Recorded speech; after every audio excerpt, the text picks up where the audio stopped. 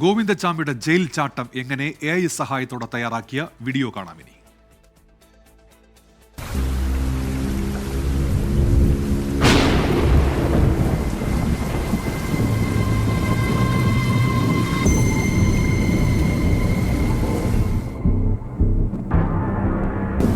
ചോരക്കറ ഘനീഭവിച്ച് കല്ലിച്ചുപോയ മനസ്സുമായി അയാൾ ഇക്കാലമത്രയും കാത്തിരിക്കുകയായിരുന്നു. കൈവിലങ്ങുകൾക്കും ഇരുമ്പഴികൾക്കും തടവിലാക്കാൻ കഴിയാത്ത ആസക്തികളിലേക്ക് സ്വയം തുറന്നുവിടാൻ.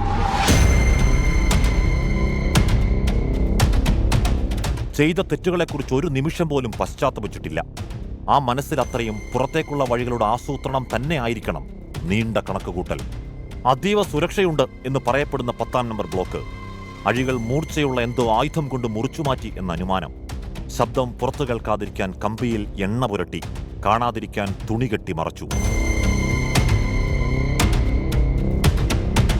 സഹതടവുകാരനുമായി ചേർന്ന് നടത്തിയ ആഴ്ചകളുടെ ആസൂത്രണം കമ്പി വിടവിലൂടെ പുറത്തേക്ക് കടക്കാൻ കഴിഞ്ഞത് ഗോവിന്ദച്ചാമിക്ക് മാത്രം.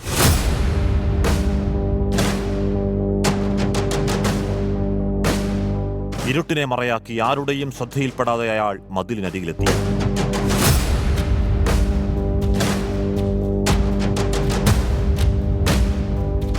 ഇടതുകൈയുടെ ശക്തി കൂടി വലതുകൈയിലേക്ക് ആവാഹിച്ചാകണം തുണിവടത്തിലൂടെ അയാൾ വലിഞ്ഞു കയറിയത്. നിഷ്കളങ്കമായൊരു ജീവനെ മരണത്തിലേക്ക് തള്ളിവിട്ട അതേ കൈക്കരുത്ത്.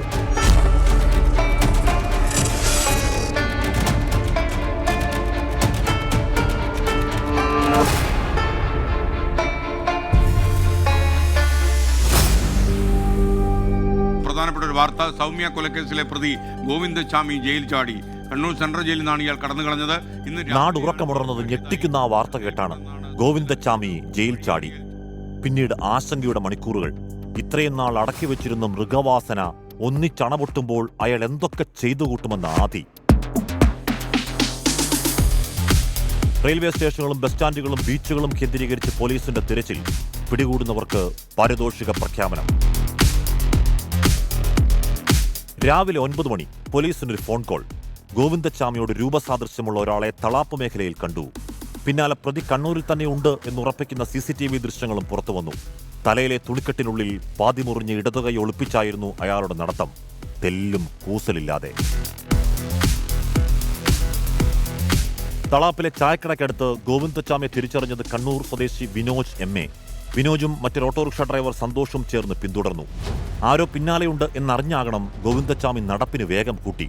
ഗോവിന്ദച്ചാമി പിന്നാലെ കൂടിയവർ നീട്ടി വിളിച്ചു. തന്നെ തിരിച്ചറിഞ്ഞെന്ന് കൊടുംകുറ്റവാളി തിരിച്ചറിഞ്ഞ ആ നിമിഷം നടത്തം ഓട്ടത്തിലേക്ക്. പിന്നാലെ നാട്ടുകാരും. ഒറ്റക്കൈ കരുത്തിൽ വീണ്ടും മതിലുചാടി ഗോവിന്ദച്ചാമി ആളൊഴിഞ്ഞ കെട്ടിടത്തിൽ മറഞ്ഞു.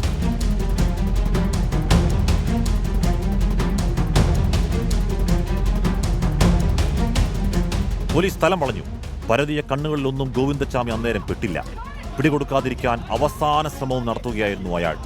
പോലീസിന്റെയും നാട്ടുകാരുടെയും കൺവട്ടത്ത് നിന്ന് ഒളിയിടം കണ്ടെത്തിയത് സമീപത്തെ കിണറ്റിൽ.